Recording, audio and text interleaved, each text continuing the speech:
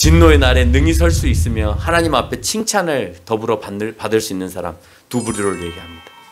첫째는 1장 5절에서 언급하고 있는 충성된 증인으로서 죽는 순교자의 삶이었습니다. 두 번째, 축복하는 사람의 부류 가운데에서 회개를 포함한 성도들의 기도입니다. 하나님 앞에서 능히 설 수 있는 것은 매우 쉬우면서도 매우 어렵습니다. 매우 쉽다고 할 때는 삼위 하나님에 대해서 믿음이 수반될 때 가능한 거예요. 그건 쉬워요. 근데 매우 어렵다고 할 때는 성령을 통한 믿음이 없을 때 우리는 매우 어렵습니다.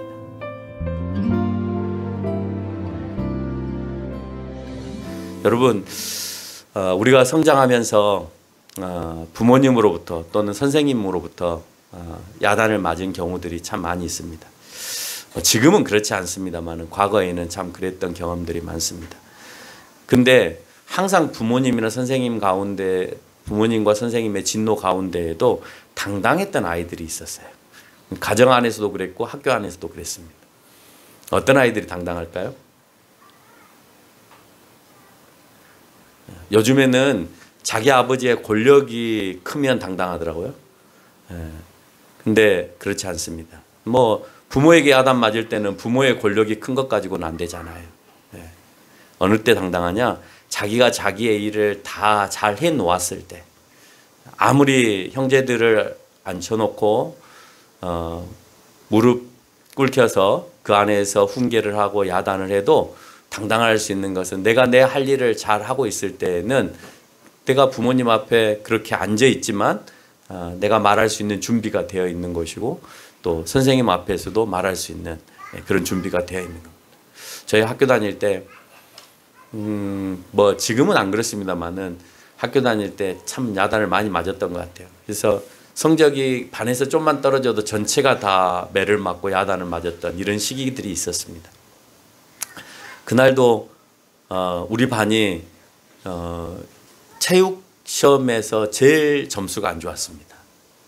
그러니까 이론으로 보는 시험 중에 체육 점수가 그 학년에 제일 꼴등이었습니다. 체육 선생님이 항상 체육복 입고 운동장으로 집합 그러는데 그날은 교실에서 오늘 수업한다 이렇게 하시는 거예요. 더군다나 시험이 다 끝났는데 기말고사가 끝나면 이제 운동장에 놀려줄 거라고 생각했는데 오늘은 교실에서 수업한다는 거예요. 그래서 오늘 큰 문제가 생겼구나라고 생각하고 긴장된 마음으로 다 이제 교실에 앉아 있었습니다. 다 책상 위로 올라가 무릎 꿇어 딱 이러는 거예요. 다 이제 무릎 꿇고 올라갔습니다.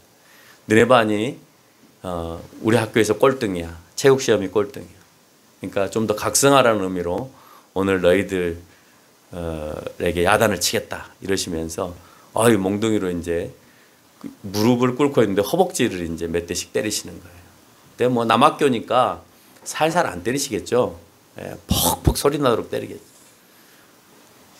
공부를 아주 잘하고 아주 모범생인.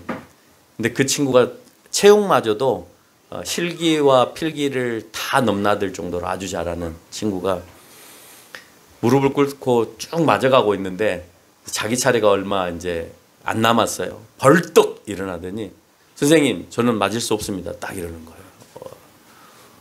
그래서 이제 모두가 이제 우리 더 죽었다.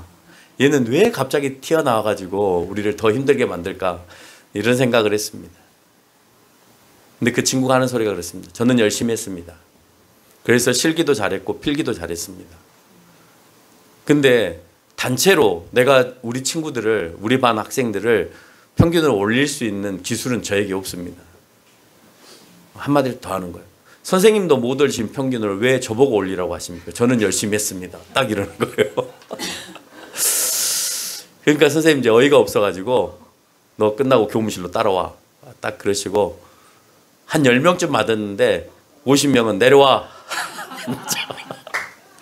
예, 그래서 교탁에서 가까운 아이들은 신나게 맞고 교탁에서 좀 멀리 있는 아이들은 덜 맞고 안 맞고 그리고 그 아이는 교무실로 찾아갔는데 거기까지도 우리 이제 같이 쫓아가잖아요. 교무실 쪽으로 이제 얼마나 많이 맞나 얼마나 많이 혼나나 이거 보기 위해서 완전히 막 스파이 작전을 능가할 정도로 조심조심 가서 그 교무실 문 위로 이렇게 고개를 다 빠끔 내놓고 이 턱에 다 목이 걸려가지고 그 친구가 어떻게 야단을 맞나 이렇게 구경을 하는데 못 때리시는 거죠. 왜? 열심히 했으니까. 그렇지만 선생님이 하시는 말씀은 이렇게 조용히 교무실 안에서 들리는 말은 그래도 네가 선생님의 권위를 세워줘야지. 안 하는 친구들에게 경각심을 심기 위해서 그러는 건데 네가 거기서 그렇게 말하면 선생님 뭐가 되니? 이렇게 말씀하시는 것을 들었습니다. 진노의 날. 여러분 하나님께서 진노하신대요. 진노의 날 당당할 수 있는 사람은 어떤 사람일까요? 하나님께서 여러분에게 분부하신 말씀을 잘 수행한 사람. 하나님 저 그렇게 안 살았습니다. 야단 맞을 만큼 안 살았습니다. 하나님 저 최선을 다해서 살았습니다. 근데 왜 단체 기합을 주시려고 하십니까? 야단 맞을 사람만 주십시오. 그래서 하나님은 단체 기합을 안 주시더라고요. 요한계시록을 읽어보니까. 잘한 사람과 못한 사람은 분명히 선별하셔서 그래서 그렇게 경고하시고 또 지켜봐 주시고 또 기다려 주셨다가 그래도 말을 안 들으시면 그때 가서 심판과 구원으로 연결을 하고 있는 것을 우리가 알 수가 있습니다. 3장까지의 교회도 심판을 받는 교회입니다. 왜 3장까지 교회들을 언급하면서 교회의 잘잘못을 설명을 했을까? 본인이 환상을 받은 예수님을 통하여서 천국이 이런 곳이고 앞으로 일어날 일들이 이런 일이야 라는 것을 먼저 얘기했으면 좋았을 텐데 왜 요한계시록은 3장까지 자기가 이끌어가고 있는 요한의 공동체 7교회를 향하여서 네 교회는 이게 잘못되었고 네 교회는 이런 것이 잘 됐고 그래서 너는 끝까지 이것을 충성해서 가야 되는 거고 너는 이걸 시정하고 고쳐가야 되는 거라고 하는 그런 내용들을 먼저 다뤘을까? 왜? 내가 봤던 환상이 너무나 참혹하고 또 너희가 감당하기에는 너무나 크기 때문에 너희의 잘못들이 먼저 부각되어져서 하나님 앞에 회개와 그 잘못된 것들이 수정이 되어야 뒤에 내가 봤던 그 환상과 천국에 대하여서 심판이 누구 것이고 천국이 누구 것인가 하는 것을 깨달아 알 수 있게 하기 위해서 그랬다라고 하는 사실을 알 수가 있었습니다. 그래서 교회들을 먼저 언급을 하는 거예요. 네가 지금 잘하고 있느냐? 못하고 있느냐? 그거부터 먼저 헤아리자. 그리고 나서 뒤에 천국과 지옥은 누구 것이냐라고 하는 것을 우리가 분명히 알자. 22장 16절은 예수님은 교회들을 위해서 네 사자들을 보내어서 이것들을 너희에게 증거하게 하였다라고 되어 있습니다. 그러니까 당연히 요한은 뒤에서 나오는 환상을 누구에게 전해야 되느냐? 교회들에게 전해야 되는 거예요. 그러니까 먼저 교회를 향해서 선포를 한 후에 이 편지가 어디에 가야 되느냐? 너희 7교회에 가야 된다라고 하는 것을 설명하면서 왜 가야 되는지에 대한 그 이유를 4장 이후부터 요한계시록 22장까지 설명을 해가고 있다는 거예요. 요한계시록의 증언은 요한 시대의 교회들 뿐만 아니라 그 시대가 끝나고 난 2000년 동안의 그 많은 시간의 교회들 가운데 선포되었고 지금 또 앞에 서 있는 목사를 통하여서 우리 교회 가운데 계속해서 선포되어지고 있다는 거예요. 진노의 날 누가 능히 서기 위해서는 또는 여러분이 서기 위해서는 서머나 교회처럼 서 있어야 된다라고 하는 것을 성경은 언급하고 있는 겁니다. 이런 교회 되어야 한다. 이런 교회 성도 되어야 한다. 왜 모범된 교회를 소개하고 있느냐? 그건 진노의 날에 능히 설 수 있기 때문에 그렇다. 교회의 모형만 가지고 있고 교회 안에 예수의 신부의 모습이 없으면 그러면 그 안에 성령이 없고 성령이 없으면 새롭게 거듭나는 그리스도인의 모습의 삶이 없기 때문에 교회는 결국 심판의 자리에 놓일 수도 있다. 그러니까 교회라고 하는 이름만 가지고 하나님의 진노 속에서 모면할 수 있느냐? 그렇지 않다. 진정한 예수의 신부의 모습이 있어야 되고 성령을 통한 나의 변화가 일어나지 않으면 그러면 예수님을 통하여서 거듭난 사람이 아니기 때문에 그건 교회라고 말할 수가 없다. 그래서 5교회는 요거도 먹잖아요. 다행히 빌라델피아 교회는 그 요거도 먹는 교회에서 살짝 피해서 나오긴 했습니다만은 칭찬받는 교회로서 위임되어져 가고 있습니다만은 어쨌든 우리에게 얘기하고 있는 것은 5교회의 모습은 안 된다는 거였습니다. 내가 너희들을 다 토해버리겠다라고까지 말씀하신다는 것은 나와 일치된 삶을 살 수 없다라고 하는 거예요. 나와 별개다. 나와 벗어나서밖에 너희들이 살 수밖에 없다라는 거죠. 회개한 자와 의로운 자는 진노의 날에 능히 설 수 있음에 대해서 성경은 여러 번 언급합니다. 오늘 요한계시록은 의로운 자에 대한 언급을 계속 언급하고, 그리고 회개한 자, 실상 내 스스로가 지금 당장 의롭지 아니한다 하더라도 너희가 유일하게 살 수 있는 방법은 그럼 회개하면 된다. 잘못 살았어? 회개하면 된다. 근데 그렇게 할 수 있음에도 불구하고 하지 않는다면 너는 내 앞에서 능히 설 수 없다라고 얘기합니다. 오늘 요한이 천둥 소리를 듣고 우레 소리를 듣고 큰 음성, 여러분 큰 음성은 여기서 메가라는 단어를 사용합니다. 헬라어로. 메가를 제가 찾아보니까, 헬라어의 뜻으로 찾아보니까 1초에 100만 번 떠는 소리가 메가입니다. 엄청난 진동 소리인 거죠. 그 큰 음성에도 나는 두려워하지 않는다. 이유는 나는 회개하였고 하나님이 살라고 하는 그 삶을 나는 살았기 때문에 그 소리에 대해서도 오늘 요한은 그 소리를 듣고 있음에도 불구하고 다른 심판받는 사람들의 떨림과 같이 떨지 않고 그 소리를 듣고 있는 거예요. 아무리 아버지가 화가 나서 들어와가지고 이놈 자식들 하면서 막 화를 내도 내가 오늘 아버지 앞에서 아버지가 원하시는 삶을 살았으면 그 소리가 무섭지 않은 거예요. 그런데 내가 그렇게 살지 못하고 아버지 앞에서 또는 아빠 앞에서 엄마 앞에서 내가 당당하지 못하면 그 소리가 귀에 거슬리고 힘들게 들리고 무섭게 들리는 수밖에 없다라고 하는 겁니다. 진노의 날에 능히 설 수 있는 사람, 21장 8절에서 언급하고 있는 대로 두려워하는 자들과 믿지 않는 자들과 흉악한 자들과 살인자들과 음행하는 자들과 점술가들과 우상 숭배하는 자들과 거짓말하는 모든 자들과 함께하지 않는 것이다 그랬습니다. 여러분 이 중에서 누구하고 내가 가까이 하고 있는가를 한번 생각해 보세요.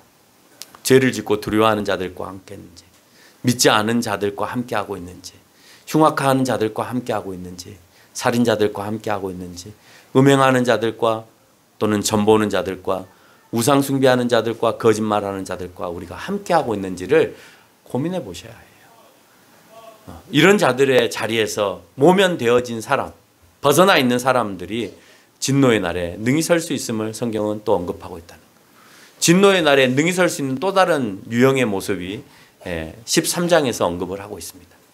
세상의 능력과 권세를 가진 자들이 하나님을 모독합니다. 하나님 어디 있어? 하나님 열심히 믿고 있는 너희는 왜 우리하고 같아?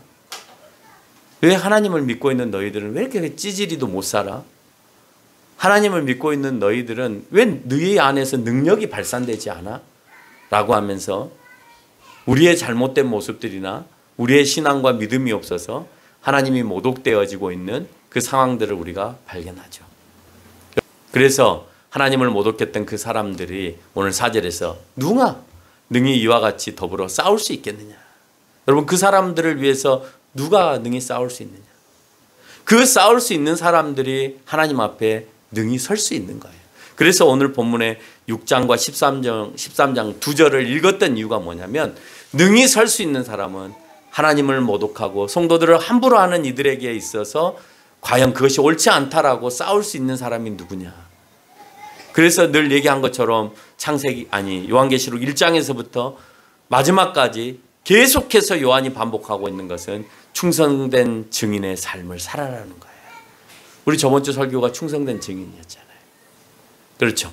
충성된 증인의 삶을 살아야 되는데 그 충성된 증인의 삶으로서 그 자리에 설 수 있는 것이 오늘 요한계시록 13장 4절에서 언급하고 있는 누가 능히 이와 같이 더불어 싸울 수 있겠느냐는 거예요. 충성된 증인으로서. 그것을 오늘 본문은 얘기하고 있는 겁니다. 진노의 날에 능히 설 수 있는 사람은 충성된 증인의 삶을 사는 겁니다. 요한계시록은 계속해서 반복해서 축복하는 두 사람의 부류가 있습니다. 특별히 축복한 사람, 심판의 자리에서 모면되어서 진노의 날에 능히 설 수 있으며 하나님 앞에 칭찬을 더불어 받을 수 있는 사람 두 부류를 얘기합니다. 첫째는 1장 5절에서 언급하고 있는 충성된 증인으로서 죽는 순교자의 삶이었습니다. 여러분, 충성된 삶으로 살면 이 땅에서의 죽음이 모면되는 건 아니에요. 충성된 증인의 삶을 살다 보면 순교의 일도 일어나는 겁니다. 오늘 요한이 기록했던 이 당시에는 수도 없이 많은 순교자들이 나왔던 시기입니다. 로마의 황제들의 그 핍박 속에서 예수 그리스도를 믿는 자들, 하나님을 믿는 자들을 로마의 신화에 등장하는 그 신들을 믿지 않고 황제를 믿지 않는다는 이유 때문에 순교의 자리에 가게 되었습니다. 그래서 오늘 축복받는 첫 번째의 사람은 충성된 증인으로 그 죽음의 자리에까지 이르는 사람이에요. 여러분, 우리 교단이 존경스러운 이유가 거기라고 했죠. 그 충성된 자리에, 순교자의 자리에까지 갔던 신앙의 선배들이 있었기 때문에, 일제에 맞서서, 공산주의에 맞서서 그 신앙을 지키기 위해서 끝까지 순교했던 그 사람들, 그분들이 우리 교단의 선배들이기 때문에 저는 이 교단을 사랑한다라고 여러분에게 누누이 말씀을 드렸습니다. 중요한 건 우리 선배들이 그런 것이지 제가 그런 건 아니잖아요. 그러면 중요한 건 제가 지금 앞으로 그 자리에 설 수 있느냐라고 하는 질문인 거예요. 수도 없이 저한테 반복해서 묻는 겁니다. 그래서 전에도 여러분에게 간증을 한 적이 있습니다만, 신학을 처음 시작하고 1학년 때 집에 가는 길에 공원에서 갑자기 제 마음속에 들어오는 건 네가 나를 위해서 죽을 수 있느냐였습니다. 근데 그 소리가 너무 크게 들려서, 우레소리 같이 들려서, 뭐 하늘에서 뭐 들리는 소리가 아니라 내 마음의 울림으로 너무 크게 다가와서 집으로 가지 못하고 학교 교회로 가서 정말 몇 시간 동안 엉엉 울면서 기도했다라고 여러분에게 말씀드렸어요. 그 날의 계기를 통해서 그 1학년, 신학부 1학년의 그 마지막 때 그 기도를 통하여서 제가 2학년 때부터는 완전히 삶이 바뀌어서 이제는 내가 주님을 위해서 공부해야 되겠다라고 생각을 했다고 여러분에게 말씀을 드렸었습니다. 기억하세요? 네, 그 기회를 통해서. 근데 지금도 사실 나보고 네가 충성된 증인으로 살다가 죽어라 그러면 아직도 두렵습니다. 내가 과연 그걸 감당할 수 있을까? 내 스스로는 못할 것 같고 성령이 하게 하시는 마음을 주셔야 그게 가능하지 않을까라는 생각을 합니다. 두 번째, 오늘 축복하는 사람의 부류 가운데에서 8장 4절에서 언급하고 있는 회개를 포함한 성도들의 기도입니다. 하나님 축복하십니다. 어떤 사람을 축복하냐? 기도하는 사람을 축복하세요. 기도라고 하는 것은 누군가에게 의지하는 거잖아요. 기도는 대화잖아요. 자녀들이 나에게 기도하지는 않죠. 대화하죠. 근데 우리는 보이지 않는 하나님에게 얘기하는 것을 기도라고 표현을 하잖아요. 간절함이 들어있는, 내가 할 수 없는 것을 하나님께서 하게 하시는, 도와주시는. 그래서 자녀들이 부모에게 찾아와서 간절함으로 나타내면, 그러면 그 자녀의 그 어려움과 나약함을 그 부모는 그 능력을 통해서 대신해서 도닥거려주고 또 세워주는 역할을 한다는 거죠. 그래서 칭찬은 누가 받느냐? 엄마 나 힘들어요, 아빠 나 힘들어요 라고 찾아오는 자녀가 칭찬을 받는 거예요. 그 어려움 가운데에서 계속 그 어려움의 구덩이에 계속 빠져있는 자녀를 부모가 칭찬한 게 아니라 지가 열심히 살려고 해도 부모는 칭찬하지 않아요. 왜 이런 상황이 됐는데 아빠한테 얘기하지 않았어?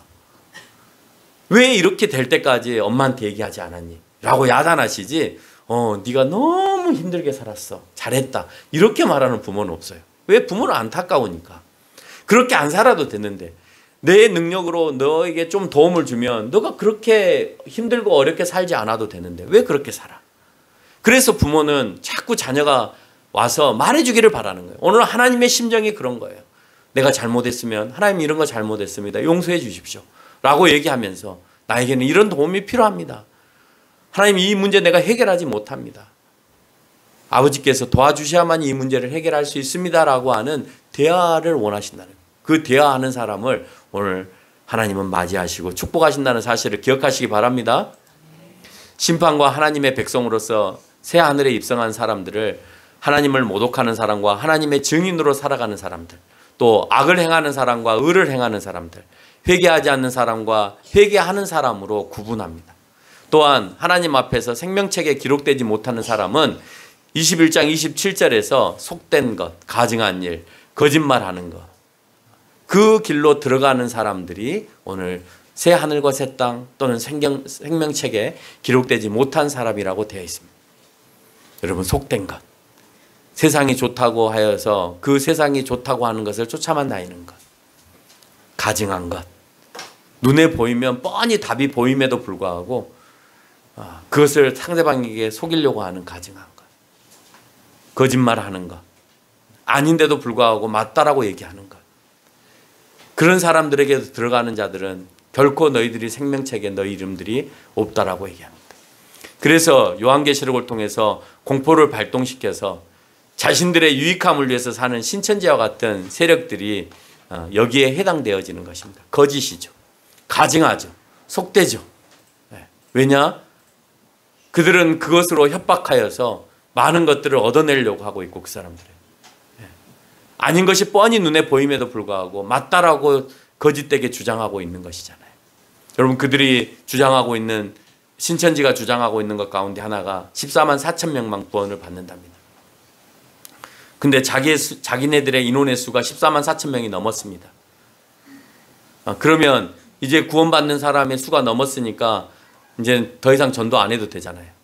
그랬더니 목회자쯤 되는 그 정도의 신앙을 가진 사람 14만 4천 명으로 이제 그 구도를 바꿨습니다. 그러니까 이제 막 들어온 성도들 너희들의 신앙으로는 안 되고 저기 있는 저 목회자들의 수준, 목숨을 다해서 뛰고 있는 저 사람들의 수준 정도는 돼야 14만 4천 명 안에 들어간다라고 이제 말 바꾸기를 한 거예요. 왜? 그들의 인원이 이미 14만 4천 명이 넘었기 때문에 그렇습니다. 오늘 요한계시록 7장 5절에서 18절까지 말하는 14만 4천 명은 여러분 신천지에 해당되어지는 이방인들이 아닙니다. 오늘 유대인들 안에서 쓰여지고 있는 이 성경책은 14만 4천 명이라고 언급하고 있는 그 사람들의 모습들을 살펴보면 유대 백성들의 지파들을 얘기하고 있는 거예요. 그래서 한 지파에 12,000명씩을 소개하고 있는 겁니다. 그 수가 합쳐져서 14만 4천 명으로 해석되어지는 거예요. 거기 보면 레위 지파, 베냐민 지파, 요셉 지파 하면서 그 각 지파 유대의 백성들 12,000명씩을 호명하고 있는 거예요. 그러면 여기 안에는 이방인들의 구원은 없잖아요. 이방인들의 구원은 그 뒤로 가서 얘기하고 있습니다. 그래서 14만 4천 명의 구원은 모든 사람들의 구원이 아니에요. 유대인들의 특별한 그 인원의 구원에 대한 언급을 오늘 7장에서 언급하고 있다라고 하는 거예요. 그러니까 성경 해석을 잘못하고 있는 것이죠. 여러분 읽어보세요. 7장 5절로 8절의 말씀이 이방인들에 대한 구원의 언급인지 유대 지파에 대한 구원의 언급인지를. 요한계시록은 문자를 그대로 해석해서는 안 되는 부분들이 너무 많습니다. 예를 들어서 볼까요? 14만 4천 명만 구원을 받는다는 말을 문자로만 해석해서 천국에는 14만 4천 명만 있다 이렇게 말하면 안 되는 게 뒤에 가서 구원받는 수의 수가 또 나옵니다. 유대인들이 아닌 이방인들 가운데에서 예수님의 증인으로 산 자들도 또다시 언급이 되어지고 있어요. 또 9천 명이라는 수가 또다시 언급이 되어지면서 그들은 특별히 하나님께서 또 부르신다고 얘기하고 있어요. 그러면 그런 수를 합치면 이 인원은 넘어가죠 이미. 그래서 요한계시록을 문자적으로 그대로 읽으면 용을 용으로 읽고 또 여기서 언급되어지고 있는 말을 말 그대로 읽으면 그러면 혼돈이 일어나기 시작하는 거예요. 그래서 그것을 비유라고 생각해서 또 다시 잘못되게 확대해서 비유적으로 설명하는 것도 잘못된 겁니다. 그 안에 담겨져 있는 의미가 무엇인지를 알면 우리가 충분히 말의 색깔이 빨간색이든 하얀색이든 별로 의미 없어요. 다 설명하고 있어요. 흰말이 의미하는 게 무엇인지, 빨간말이 의미하는 것이 무엇인지, 청록말이 의미하는 것이 무엇인지를 다 설명하고 있기 때문에 그걸 다시 재차 설명해야 될 이유가 없는 겁니다. 자, 문자적으로 보지 말아야 되는 것 중에 하나가 이런 겁니다. 12장 4절에 보면 용이라고 불리는 사탄이 있습니다. 용을 사탄이라고 성경은 표현하고 있어요. 그 사탄의 꼬리로 하늘의 별 3분의 1을 끌어다가 땅에다 던진다고 했습니다. 이걸 문자적으로 그대로 한번 해석을 해봅시다. 얼마나 큰 용이어야, 얼마나 큰 그 용의 꼬리여야 하늘에 있는 별의 3분의 1을 휘감아서 지구에다 던질 수 있겠어요? 그러면 여러분 이렇게 말할 때 여러분은 한번 저에게 질문을 던지셔야 돼요. 여러분 이런 대환란이 일어납니다. 별들이 이 땅에 떨어지는 대환란이 일어납니다. 목사님, 어떤 목사님이 그렇게 얘기를 한다고 할 때 목사님 그거 과학적으로 안 맞는데요 라고 얘기해야 합니다. 왜요? 별이 더 커요. 하나의 별이 더 커요. 우주에 있는 별의 3분의 1을 가지고 올 필요도 없어요. 달 하나만 떨어져도 끝나요. 달 하나만 지구에 떨어져도 지구는 완전히 박살이 납니다. 근데 뭔 하늘에 있는 별 3분의 1까지 모아가지고 지구보다 더 큰 우주 공간에 있는 별들이 다 몰려와서 지구를 깨트려야 될 이유가 없어요. 그냥 운석 한 1km짜리 하나만 내려와서 바다에 떨어져도 해일로 인해서 모든 나라가 다 물에 잠깁니다. 여러분 뭐 그런 제 영화들 많이 봤잖아요. 여러분 이거를 문자적으로 해석하면 이런 웃긴 꼴이 되는 거예요. 근데요, 공부 안 한 목사님들은 문자적으로 그대로 해석해서 여러분에게 증거해 주는 거예요. 지구가 대폭발이 일어날 거다. 3분의 1이 안 와도 됩니다. 우주에 있는 모든 별이 3분의 1이 안 와도 됩니다. 그러면 이걸 뭘 의미하는 거냐? 여러분 말씀드렸잖아요. 용은 사탄을 의미한다고 요한계시록에 분명히 용은 사탄이야 라고 설명하고 있다고. 읽어보시면 그 얘기가 나옵니다. 그러면 여기에서 용들이 데리고 올 수 있는 3분의 1은 뭐냐? 자기의 세계에 있는 그 사탄의 세력 3분의 1을 데리고 와서 우리를 혼란하게 만든다는 의미를 갖고 있는 거예요. 네. 그래서 문장을 자세히 우리가 문자적으로 보지 않고 용을 사탄이라고 했어. 그러면 사탄이 데리고 올 수 있는 게 뭘까? 라고 고민해 보면 되죠. 별은 아닐 거야. 별은 아닐 거야. 여러분 우주에 있는 별 3분의 1을 가지고 올 수 있을 정도로 용이라면요. 얼마나 크겠어요? 우리 가까이, 지구 가까이에 있으면 아마 우리는 비닐만 쳐다보고 있을걸요? 비닐도 못 볼 거예요. 비닐 한 조각이 우주보다도, 지구보다 더 클 수도 있으니까. 그게 용인지 아닌지조차도 알 수가 없겠죠. 우주의 3분의 1을 가지고 올 수 있는 꼬리를 가지고 있는 용인데 우리가 어떻게 그 용의 실체를 볼 수 있겠어요? 볼 수가 없죠. 그래서 여기서 말하고 있는 이 3분의 1은 그 악한 세력들이 이 땅에 와서 심판의 날까지 계속해서 우리를 혼란 가운데 만들어 놓고 있고, 별은 늘 성경은 언급하고 있잖아요. 별은 광명성이라고 하는 단어를 통해서도 얘기하고 있고 샛별이라는 단어를 통해서도 얘기하면서 사탄을 지칭하는 단어로 성경은 여러 번 언급을 하고 있습니다. 그래서 교회를 핍박할 것이다 라는 의미를 담고 있는 거예요. 하나님 앞에서 능히 설 수 있는 것은 매우 쉬우면서도 매우 어렵습니다. 매우 쉽다고 할 때는 삼위 하나님에 대해서 믿음이 수반될 때 가능한 거예요. 그건 쉬워요. 근데 매우 어렵다고 할 때는 성령을 통한 믿음이 없을 때 우리는 매우 어렵습니다. 14장 12절에서 이렇게 말합니다. 성도들의 인내가 여기에 있나니 그들은 하나님의 계명과 예수에 대한 믿음을 지키는 자니라. 여러분 우리가 인내하는 것은 계명을 지키고 예수님을 향한 믿음이 있기 때문에 내가 인내할 수 있는 거예요. 믿음은 그리스도를 증거하며 당하는 환난을 이겨내는 것을 얘기합니다. 4장에서 20장까지는 수없이 일어나는 이 땅의 심판과 재앙을 선포합니다. 사탄의 무리들도 세상에서 능력을 보인다라고 설명합니다. 그러기에 사탄의 능력에 우리가 무릎을 꿇는 경우들이 있어요. 여러분 세상에서 직장생활하면서 그렇지 않습니까? 옳지 않은데 저 사람이 힘이 있어요. 그래서 내가 굴복하는 경우들이 있어요. 없습니까? 과거의 정부가 잘해서 우리가 끌려갔습니까? 그 사람들이 힘이 있으니까 어쩔 수 없이 끌려가는 거예요. 지금의 정부가 잘해서 우리가 끌려가는 겁니까? 힘이 있으니까 어쩔 수 없이 그냥 끌려가는 거예요. 내가 저항해도 안 되니까. 그래서 우리는 무릎 꿇는 경우들이 너무 많이 있다라고 하는 거예요. 13장 11절로 14절의 내용에서 그들도 엄청난 능력을 부여받기 때문에 우리가 거기에도 능력이 있나 보다 하고 따라가는 경우들이 있다는 거죠. 많은 심판들이 이 땅을 향해서 준비되어 있다고 오늘 요한계시록은 얘기합니다. 그 중에서 재앙 같지도 않은 재앙에 제가 오늘 관심을 갖게 되었습니다. 요한계시록은 수도 없이 많은 재앙을 언급합니다. 아까 말했죠? 별의 3분의 1을 데려다가 지구로 데리고 온대요. 만약에 그게 재앙이면 웃긴 것이 되겠지만 뿐만 아니고 음부가 터지고 많은 일들이 벌어져서 막 불바다가 일어나고 막 이런 것들이 언급이 됩니다. 저는 그런 것까지도 관심이 없습니다. 물론 그렇게 일어나면 세상은 멸망할 거니까. 그런데 너무 약한 재앙 하나를 제가 발견했습니다. 근데 그 약한 재앙마저도 이 땅에 존재하게 된다면 어떨까라고 제가 어제 고민을 하고 유튜브를 막 찾아봤어요. 여러분 그 내용은 7장 1절의 내용이었어요. 그 7장 1절에 아주 가벼운 게 뭐였냐? 네 명의 천사가 땅의 사방에서 지구의 땅의 사방에서 동서남북에서 바람을 붙잡고 바람을 불지 못하게 하였다 그랬습니다. 이런 재앙이 일어난다면. 근데 요한계시록에서는 이런 재앙은 아주 가벼운 재앙이죠. 바람이 불지 않으면 어떤 일이 벌어질까가 어제 제가 설교를 준비하면서 고민이었어요. 바람이 불지 않는다. 여러분, 바람은 왜 불어요? 저도 이제 어제 좀 공부를 했습니다. 지구과학을 한번 생각하면서 공부를 했습니다. 아니요. 네? 기압 차이 때문에 그렇죠. 저기압과 고기압의 움직임으로 인해서 바람이 붑니다. 기압 차이에 의해서. 고기압과 저기압의 움직임이 그러면 없다는 거죠. 자, 그러면 고기압은 따뜻한 공기이고 저기압은 차가운 공기잖아요.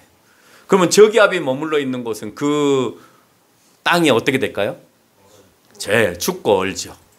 그러면 고기압이 있는 땅은 어떻게 될까요? 덥고 사막화가 되겠죠. 근데 이게 이동을 하지 않아요.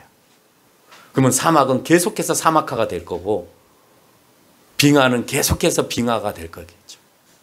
그러면 어떤 일이 벌어질까요? 첫째는 공기의 순환이 일어나지 않습니다. 여러분, 공기의 순환은 매우 중요하죠. 며칠 전에 저희 가족들하고 식사를 하면서 말하고 있는 것 중에 하나가 뭐냐면 과거에 이런 태풍이 왔다가 엄마 이렇게 쭉 얘기하니까 태풍이 오면 엄청난 피해가 일어난다라는 얘기를 해요. 근데요, 태풍이 엄청나지만 않으면 태풍은 반드시 있어야 되는 거예요.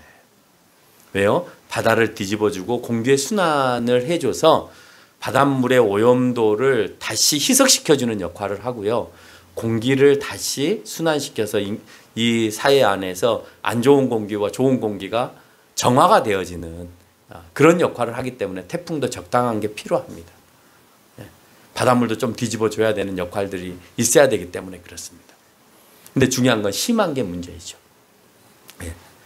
그러니까 공기의 흐름이 없어져요. 그러면 오염된 지역에 있는 사람은 계속 오염된 공기만을 마셔야 되죠. 깨끗한 공기에 있는 사람은 그나마 다행으로 계속 꼭 깨끗한 공기를 마실 수 있으니까 다행인 거예요. 추운 곳에 있는 사람은 계속 추움에서 시달려야 되고 더움에 있는 사람은 계속 더움에서 시달려야 됩니다. 자, 이렇게 되면 어떤 문제가 발생할까요? 계절의 변화가 일어나지 않겠죠. 계절의 변화가 일어나지 않으면 농사를 지을 수가 없습니다. 농사를 지을 수가 없으면 결국 생명이 살 수 없다라는 말이 돼버리는 거예요. 결국 식량난이 되는 겁니다. 얼마 전에도 말씀드렸지만 화산이 하나가 폭발을 하거나 북한이 가지고 있는 온자탄이 폭발이 됐을 때 가장 큰 문제는 태양이 차단이 되어진다는 거예요. 분진으로 인해서.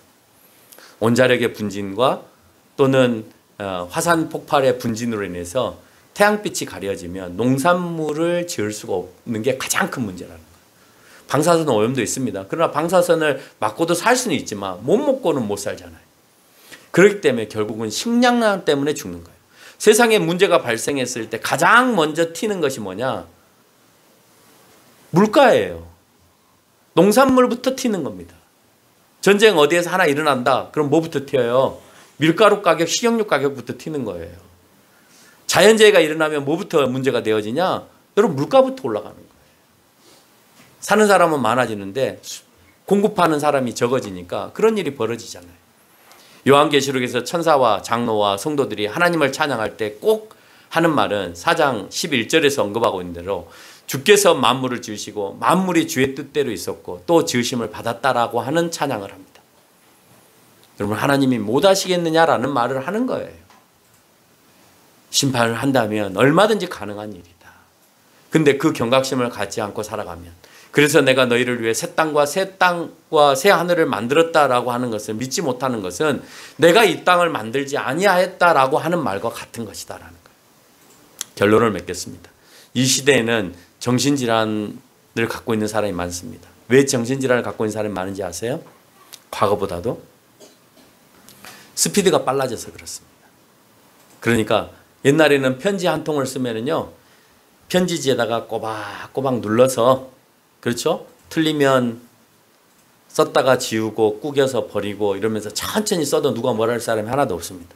그리고 그것을 우표로 붙여서 며칠 동안 가서 그 집에 도착을 합니다. 그렇죠? 여유가 있었어요. 지금은요, 5초 이내에 보내야 합니다. 옛날에는 이메일을 보냈죠. 요즘에 이메일 열어보는 사람이 많지 않습니다. 네. 왜요? 이메일보다 더 빠른 게 나왔거든요. 그게 뭔데요? 티톡이나 카톡이 나왔잖아요. 그렇죠? 그 문서로 보내세요 할 때도 카톡으로 보내버려요.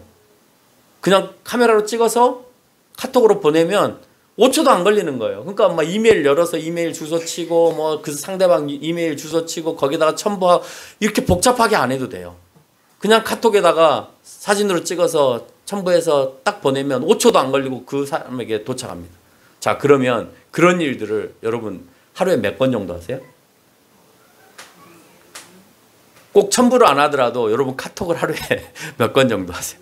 수도 없이 많이 하죠. 그렇죠? 어쩌면 한 사람에게 20번, 30번을 할 수도 있습니다. 근데 과거의 편지는 어쩌다 한 번씩 쓰는 거예요. 답장이 와야 또 답을 달아주는 거예요. 근데 지금은요, 하루면 몇 번씩 그것이 서류가 오고 가고 수정해달라고 하고 하는 그 업무의 강도가 굉장히 높아졌다라고 하는 거예요. 여러분, 고속화 철도가 만들어지고 고속버스가 생겨나고 고속도로가 생겨나니까 우리의 생활이 윤택해졌다고 생각하죠. 아니요. 옛날에는 개나리 못집 메고 한 달 동안 그 지역에 천천히 유람하면서 내려가면서 구경하면서 갔다가 볼일 보고 올 수 있었어요. 그러니까 걸어갔다 오니까 대략 건강해져요. 30일 동안 부산 가고 30일 동안 목포 가고 30일 동안 남해 가고 이렇게 하면서 왔다 갔다 하는 거예요. 그래서 30일 동안 오기를 바라는 거죠. 근데 지금은요, 하루면 몇 번씩 왔다 갔다 해야 되는 경우들도 있어요. 사업하는 사람들의 경우에. 비행기 타고 갔다가 캐티 타고 올라갔다가 그 다음날 다시 또 내려갔다가. 여러분, 그 업무의 강도가 얼마나 많이 높아졌는가 하는 거예요. 그런데 기대하십시오. 그 업무의 강도가 1000배가 더 강해지는 시대가 왔습니다. 무엇 때문일까요? 챗 GPT라고 하는 AI가 등장을 하면서입니다. 그래서 어떤 업무를 여러분에게 줬을 때 챗 GPT를 통해서 그 정보를 흡수해서 정리하는 데까지, 우리가 과거에는 그거를 막 책을 보고 레포트를 쓰고 정리를 해서 뭐 교수님이 됐든지 상사가 됐든지 저에게 시비를 주세요, 한 달을 주세요, 이렇게 말할 수 있었지만 지금은 당장 1시간만 해와 이렇게 하면 챗 GPT 돌려가지고 거기에서 답을 얻은 다음에 내가 정리해서 틀린 걸 다시 수정해서 만들어갑니다. 앞으로 한 달 했던 거를요, 1시간이나 2시간만 해서 갖다 줘야 돼요. 왜? 챗 GPT라고 하는 생성형 인공지능이 등장했기 때문에 그래요. 그래서 좋아할 일이 아니에요. 고속버스 생긴 것처럼 좋아할 일이 아니고요. 비행기가 생긴 것처럼 좋아할 일이 아니에요. 업무의 강도는 더 말할 것도 없이 가고 있다는 거예요. 농업에서 산업으로 갈 때 사람들은 좋아했죠. 그렇죠? 네. 지금 이 시대에 인공지능의 사업으로 가는 것에 대해서 사람들은 흥분합니다. 먹을거리가 생겼다고. 그거는 있는 사람들이 좋아하는 거예요. 농업에서 산업화로 갈 때도 있는 사람들이 좋아했지 없는 사람이 좋아하지 않았어요. 기계를 살 수 있는 돈, 공장을 지을 수 있는 사람들이 좋아한 거예요. 소비자는요, 그렇지 않죠. 싸게 물건을 구입한다는 이유 때문에 좋아했습니다만 나중에는 이제는 노예가 되는 거예요. 왜? 이제는 옷을 만들 수 있는 기술도 내가 잊어버리고 농사를 짓는 기술도 이제 잊어버리기 때문에 그렇습니다. 누구에게 의존해야 돼요? 산업화를 만들어 놓은 그 사람에게 돈을 주고 사야 되기 때문에 이제는 내가 어딘가에 가서 재화를 벌어야만 되잖아요. 그러면 나는 누군가의 종이 또 돼야 되는 거예요. 그런데요, 내가 옷을 해서 입을 수 있으면 누군가의 종이 되지 않아도 돼요. 1년에 천천히 옷 한 벌 만들어도 되는데 사람이 욕심이 들어가다 보니까 2벌도 입고 싶고 3벌도 입고 싶으면 그럼 가서 일해야 되잖아요. 그러면 누군가에게 예속이 돼야 되고 그 예속돼서 번 돈으로 누구에게 다시 갖다 줘요? 그 공장 사장에게 계속 갖다 줘요. AI가 등장하면 일어나는 일은 누가 줬냐? 우리가 좋은 게 아니에요. 우리가 사용할 수 있으니까 좋은 것처럼 보이지만 돈은 누가 버냐? 걔네들이 다 벌고 있는 거예요. 그렇지 않아요? 그거 만들어 놓고 한 달 이용료 얼마 벌써부터 붙었잖아요. 그걸 사용하는 사람의 인구의 수가 벌써 2억 명이 넘는다고 하는데 2억 명이 몇만 원씩 회비를 내고 1년 동안 그걸 사용합니다. 얼마나 많은 돈을 가만히 앉아서 벌고 있냐라고 하는 거예요. 세상에 가정에 불우하고 배움이 적은 사람들이 피해망상에 걸려서 사람을 해치고 다니는 이 사회가 됐습니다. 어제도 그런 뉴스, 그제도 그런 뉴스가 사회 안에 일어났습니다. 사회적으로 수준 있는 가정에 태어나고 많은 배움을 가지고 있는 사람들은 상대를 힘들게 해서 죽이지 않는다라고 생각을 합니다.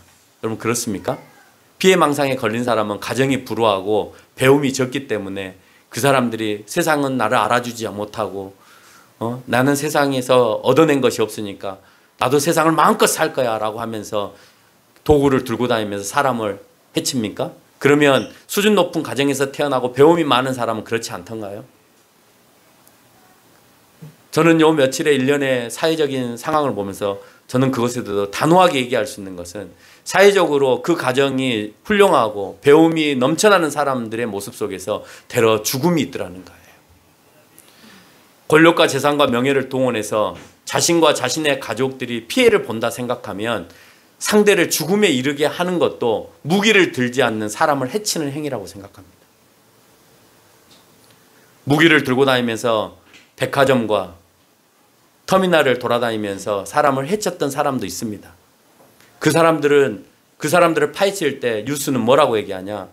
원래 가정이 불우했던 사람이고 정신적인 질환을 가지고 있었고 피해망상에 걸려 있었고 세상에서 할 수 있는 일이 없으니까 한탄해서 그런 일을 했다. 이렇게 보도를 합니다.